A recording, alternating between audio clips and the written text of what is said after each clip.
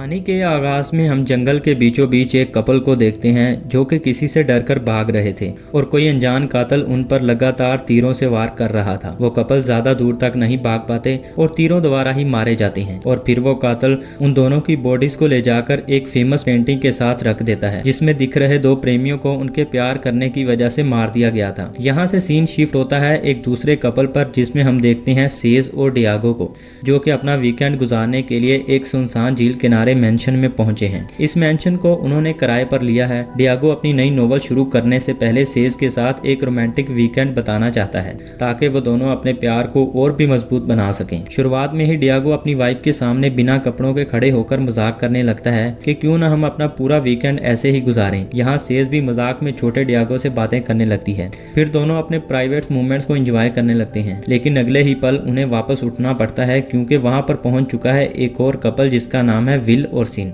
वो कपल उन्हें बताते हैं कि उन्होंने भी इसी वीकेंड के लिए यही मेंशन बुक किया था। काफी देर आपस में बातचीत करने के बाद सिन और विल कहते हैं कि हम सब इस मेंशन को शेयर कर लेते हैं और अगर तुम लोगों को डिस्कम्फर्ट फील हुआ तो हम यहाँ से चले जाएंगे। खैर इसके बाद सेज और डियागो भी मान जाते हैं। फिर चारों मिलकर झील के किनारे वक्त गुजारने लगते हैं। वहाँ पर बातचीत के दौरान विल उन्हें बताता है कि इस झील को बोन लेक कहते हैं और वो इसलिए क्योंकि कई सालों पहले इस झील की गहराइयों में बहुत सारी हड्डियों और कंकारों का ढेर मिला था और कहा जाता है कि 1950 के दशक में एक सीरियल किलर अपने शिकारों की लाशें इसी झील में फेंका करता था।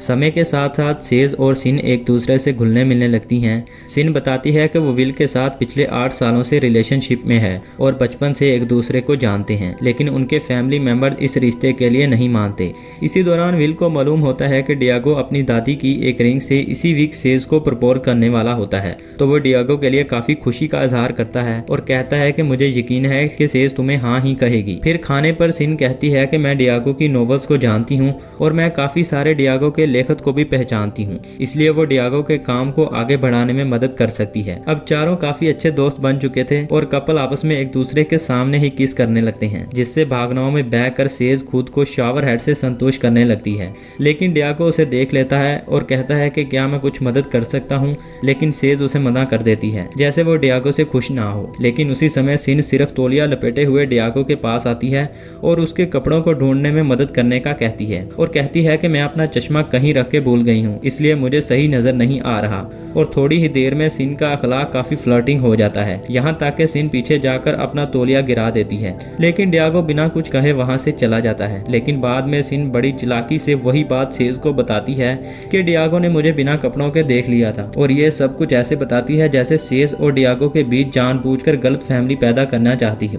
हालांकि इस बात से अभी उनके रिश्ते पर कोई असर नहीं पड़ता, लेकिन सेज और डियागो के मन में एक बेचैनी बैठ जाती है और सोचते हैं कि उन्हें अपना वक्त सिन और विल से दूर ही कहीं बताना चाहिए था। रात होते ही विल और सिन एक अजीब सा सुलझाव देते हैं कि क्यों ना हम उस घर के बंद कमरे को खोलें जो कि शुरू ही से अजीब लग रहे हैं। फिर विल अपनी चालाकी दिखाते हुए एक एक करके उन कमरों को खोलने लगता है। पहले कमरे में दाखिल होते ही वो देखते हैं कि उस कमरे में बहुत सारे सेक्स टॉयज रखे हुए हैं, तो डियागो कहता है कि हमें ये सब इस्तेमाल नहीं करना चाहिए और साथ सबको अगले कमरे में चलने को कहता है। लेकिन अगले कमरे में उन्हें उस घर के मालिकों के न्यूज़पेपर मिलते हैं जिसमें लिखा था कि 15 साल पहले उनका पूरा खानदान अचानक कहीं गायब हो गया था। सब घबरा जाते हैं और आखिरी कमरे का दरवाजा खोले बगैर ही उसे छोड़ देते हैं। अगली सुबह सेज की नजर विल पर पड़ती है जो कि बाहर पूरी तरह से बिना कपड़ों के नहा रहा था। सेज थोड़ा अनकंफर्टेबल महसूस करती है, लेकिन विल कहता है कि मुझे इसी तरह से रहना पसंद है, लेकिन सेज वहां से चली जाती है। कुछ देर के बाद ब्रेकफास्ट करते हुए विल एक बार फिर से सबको हैरान कर देता है और डियागो की दादी वाली रिंग को निकालता है और सिन को प्रपोज कर देता है। ये तरीका सेज को काफी पसंद आता है, लेकिन उसे नहीं पता कि ये सब डियागो ने उसके लिए प्लान कर रखा था। डियागो अकेले में जाकर विल पर भड़क उठता है कि तुमने ये सब क्यों किया, वो रिंग मेरी दादी की थी। विल उससे माफी मांगता है और कहता है कि सिन मुझे धोखा दे रही है, इसलिए मुझे लगा कि शायद अगर मैं सिन को इस तरह से प्रपोज करूं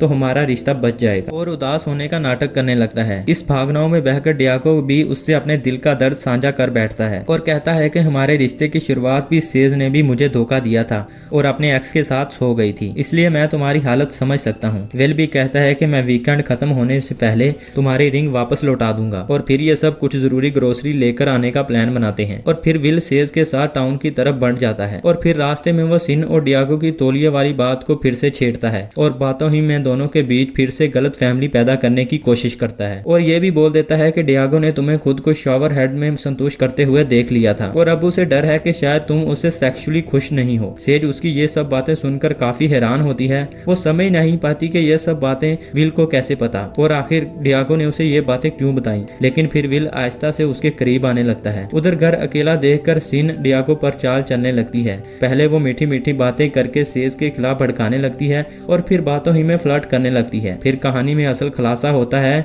दरअसल ये मेंशन विल और सिन का ही है और उन्होंने सेज और डियागो के आने से एक दिन पहले ये सारी चीजें प्लान कर रखी थी। वापस लौटने पर सेज तकरीबन उनके जाल में फंस गई थी तो सिन उसे बहलाकर थोड़ा नशा करवा देती है, जिससे सिन और सेज नशे की हालत में झील की तरफ आगे निकल पड़ती हैं। अचानक से बारिश शुरू हो जाती है और वो दोनों बारिश में भीगती हुई झील में उतर जाती हैं। लेकिन यहाँ सेज को इस बात को लेकर शक हो जाता है कि सिन को बिना चश्मे के भी सब कुछ ठीक दिखाई देता है। कहानी में आगे का हुआ ये आपको नेक्स्ट पार्ट में पता चलेगा, यानी कि लास्ट पार्ट में। मिलते हैं लास्ट पार्ट के साथ। Good bye.